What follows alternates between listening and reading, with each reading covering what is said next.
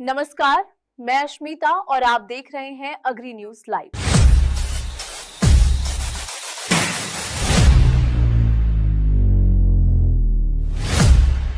इन गेहूं उत्पादों का खुल सकता है निर्यात, क्या बाजार को मिलेगा बड़ा सहारा। गेहूं को लेकर इस समय सबसे बड़ी और अहम खबर ये है कि सरकार पिछले 3 साल से लगे गेहूं निर्यात प्रतिबंध को आंशिक रूप से हटाने पर गंभीरता से विचार कर रही है और संभव है कि इसी हफ्ते इस पर फैसला आ जाए।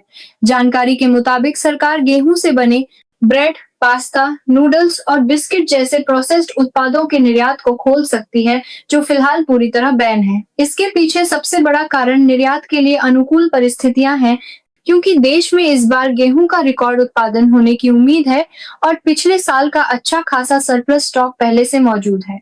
कमजोर बाजार भावों के चलते ओमेसेस पूरी तरह सफल नहीं हो पाया और सरकारी गोदामों में रखा गेहूं खुले बाजार में पूरी कने के साथ में अलग करने का तरह लिक्विडेट नहीं हो सका है, जबकि नई फसल की आवक अब नजदीक है। अनुमान है कि इस साल गेहूं का उत्पादन करीब 1350 लाख मीट्रिक टन तक पहुंच सकता है, जो अब तक का नया रिकॉर्ड होगा। घरेलू बाजार में पहले से ही कीमतों पर दबाव बना हुआ है और सरकार नहीं चाहती कि नई आवक के साथ यह दबाव और बढ़े। वहीं अंतर्राष्ट्रीय स्तर पर भी हलचल तेज है, जहां रूस यूक्रेन युद्ध को लेकर संभावित बातचीत की खबरों से ही शिकागो जैसे वैश्विक बाजारों में गेहूं की कीमतों में करेक्शन देखने को मिला है और मजबूत वैश्विक उत्पादन के चलते अंतर्राष्ट्रीय भाव भी दबाव में है।